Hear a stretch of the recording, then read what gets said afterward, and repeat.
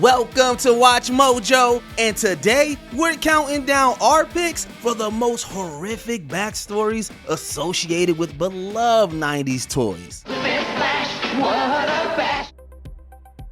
Number 10. Truly creepy crawlers. Behold my most horrifying creation. Graveyard ghoulies.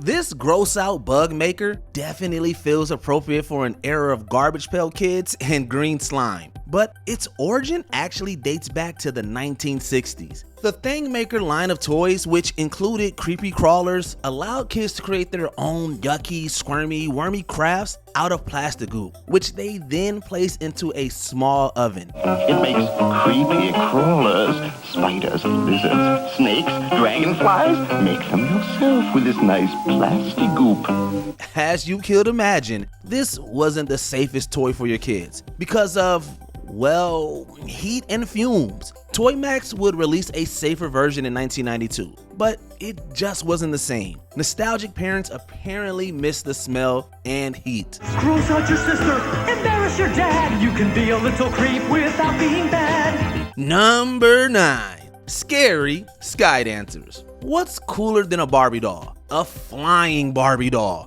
Wow, they really fly! This seems to have been the thought process of Galoob when they released Sky Dancers in 1994, and their boy toy equivalent, Dragonflies, shortly after. Each line of toys featured a figure that kids could attach to a base and send flying with the pull of a string. But now it's time to fly. Up, up, up! The only problem? No kid, or adult for that matter, had any real control over where the toys landed. They were small enough to be thrown by the wind, but hard enough to cause some serious damage to anything or anyone they hit. The unpredictable toys caused numerous injuries. Just pull her magical string and her pretty wings spin around. Number 8. Tamagachi Takeover. When the first Tamagotchi hatched in 1996, few could have guessed the extraordinary impact the virtual pets would have on consumers around the world. Housed in colorful egg-shaped keychains, the tiny digital creatures charmed their human owners with their cute designs and unique personalities. You have to look after it as you would a normal pet.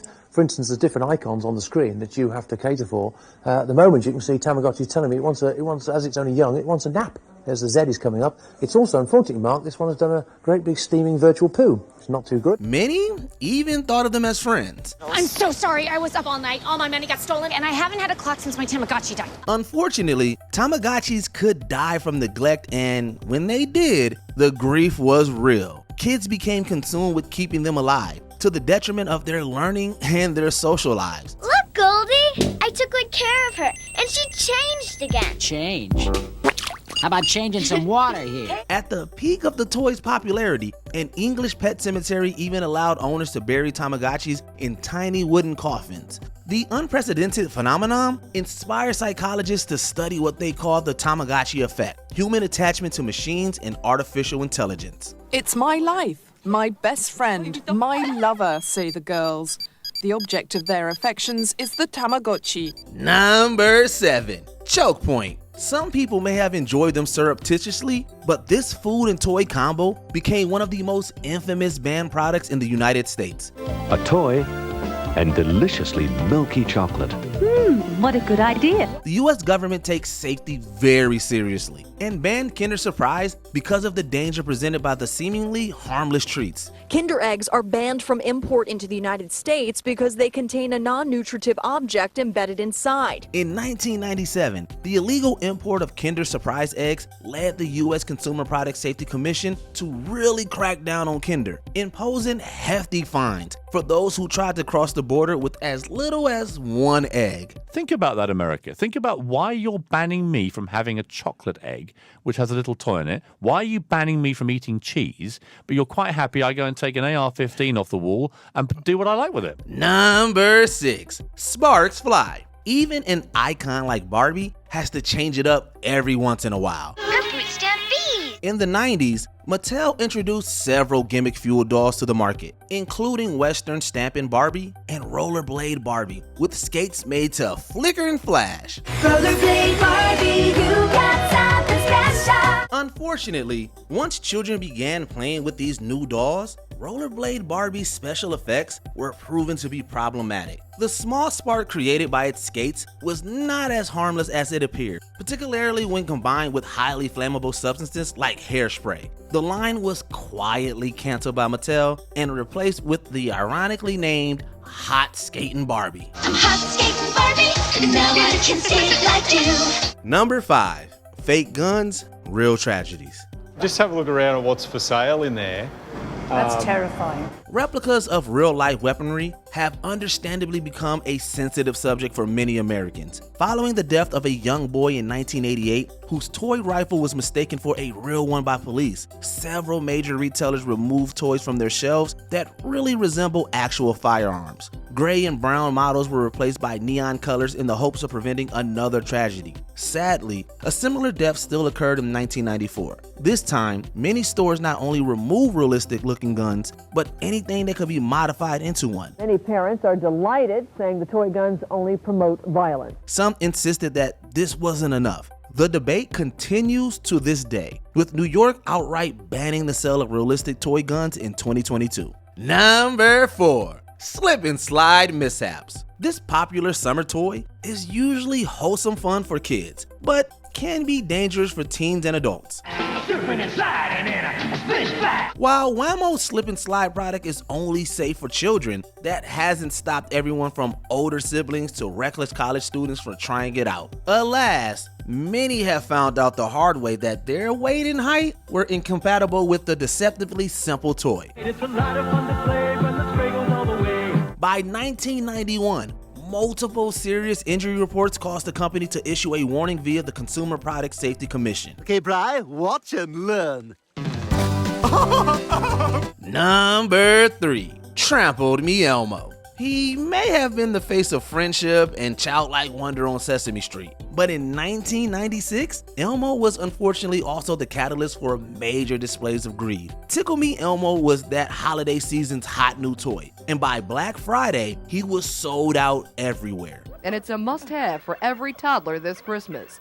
But by 7:15 this morning, they're gone. Secondhand sale prices were insanely high, so when the toy finally hit shelves again in limited numbers, it inspired a frenzy. This may very well be the last Tickle Me Elmo to be found in the Bay Area, but he's already sold, and when we brought him out into the store, we caused a near riot. This resulted in at least one case of trampling at a Canadian Walmart, where an employee was mowed down by a crowd of hundreds of customers clamoring for the coveted plush. Somebody in the crowd yelled, "There's the Elmos," and they rushed us. Although he survived the incident, the employee suffered several injuries. Number 2. Snack time, kids snack on kids. Mattel's attempt to revive the Cabbage Patch Kid doll line met a bump in the road in 1997, when their newest toy got a bit of a taste for human fingers and hair. Wow, she really chews! The Snack Time Kid operated on a simple enough concept. Children would feed it one of several plastic toys, it would appear to chew it, and then the snack would magically fall into its backpack.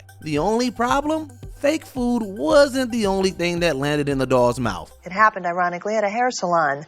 The owner tried to free the little girl from the jaws of her doll. After one too many reports of trapped, munched on hair and fingers, Mattel recalled the dolls. Mattel is also offering customers a $40 cash refund for each doll. The company also says it will pull this item from toy store shelves. Before we continue, be sure to subscribe to our channel and ring the bell to get notified about our latest videos. You have the option to be notified for occasional videos or all of them. If you're on your phone, make sure you go into your settings and switch on notifications. Number 1. Beanie Baby Brouhaha. While Tickle Me Elmo certainly made his mark on the decade, there really is no toy as strongly associated with the 90s as the Beanie Baby. Now see, you have to admit they're cute. The cuddly stuffed toys were beloved by kids and adults alike, but more than a few fans, particularly adults, went to the extreme measures to obtain their favorites. The Beanie Baby fad led to crazy financial speculation based on anticipated secondary market resale value. On eBay, the average selling price was about $35 per Beanie Baby, which isn't much, but it was 7 times the retail price. So I mean, people were buying these as an investment. I mean, it's really, really hard to imagine now. The popularity of Beanie Babies also led to wild hoarding, counterfeiting, fraud, and much more bad behavior. It was a leading example of a kid's toy bringing not just happiness, but madness and mayhem. The big payoff never happened, but Beanie Babies have earned an unforgettable place in the annals of Toyland. Did you own any of these controversial 90s toys? Let us know in the comments down below. These are Beanie Babies! Have you been living under a rock? I know what Beanie Babies are. By 1999, they were worthless. I really should have checked the value more than once every 16 years. Did you enjoy this video? Check out these other clips from WatchMojo, and be sure to subscribe and ring the bell to be notified about our latest videos.